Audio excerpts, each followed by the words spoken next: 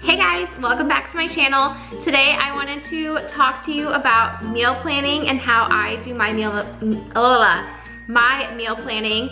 So I get a lot of questions about cooking and what I eat and stuff like that. So I thought this would be a fun video to do, and it's always kind of interesting to hear other people's strategies on how they plan out their meals for the week. So here is what I do, and it's a little bit complicated, but that's just how I am.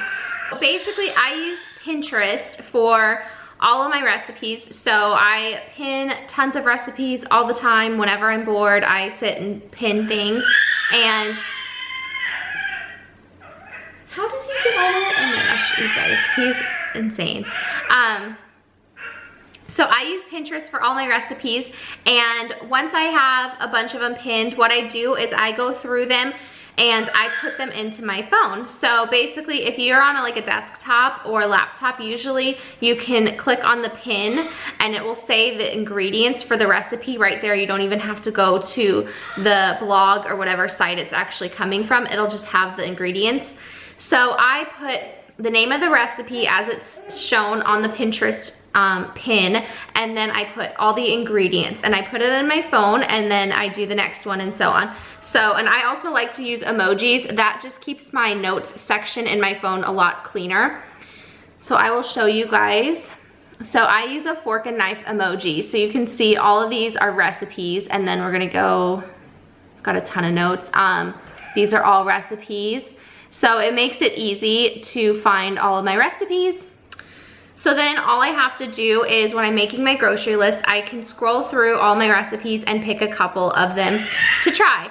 So I usually pick 2 or 3. I pick usually 2 like somewhat difficult or, you know, complicated recipes, and then I always pick one that's super easy, like a crock pot recipe or something. That way I can kind of, depending on what our schedule is like that week, I can do the recipes differently on different days.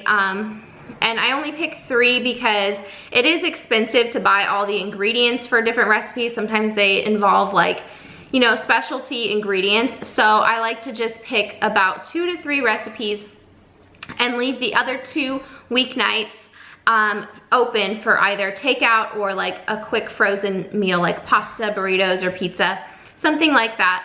And then weekends we always just either do takeout, or we just like randomly cook something that night, or we're out with friends. Like weekends we don't really plan. So once I've picked those recipes, I just copy and paste the ingredients over into my grocery list, which is also in my notes section on my phone. I'll show you guys what that looks like. So I always keep it on here like this. Is it focusing?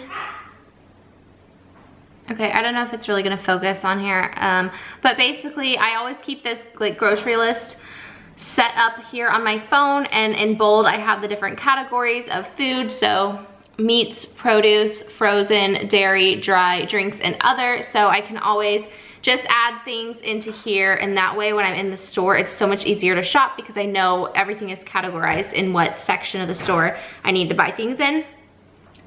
So I will add all of my recipes ingredients over to that list, and then I kind of like copy and paste them, or cut them, or just rewrite them in the categories. So it is a little bit of a process, but trust me, it's so much easier once you're in the store to just be able to see it like that.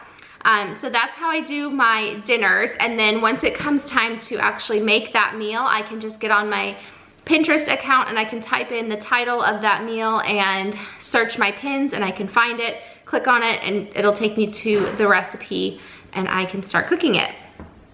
So then for lunch, what I do for my lunches is I have a list in my phone. You guys, I'm so crazy with lists in my phone, but I keep a list in my phone like called lunch, and I will put a bunch of different lunch ideas and recipes and things in there, so that way I can just kind of pick a couple things each week. So it's usually very simple stuff like peanut butter and jelly, or a turkey sandwich, or tuna salad, or chicken salad, or a Caesar salad, or Hot Pockets, or like whatever you know, all different kinds of things. As I start, like if I buy a certain frozen food that I like, I'll add that to my lunch list. Or if I make a sandwich a certain way and I really loved it, I'll add it to my lunch list. And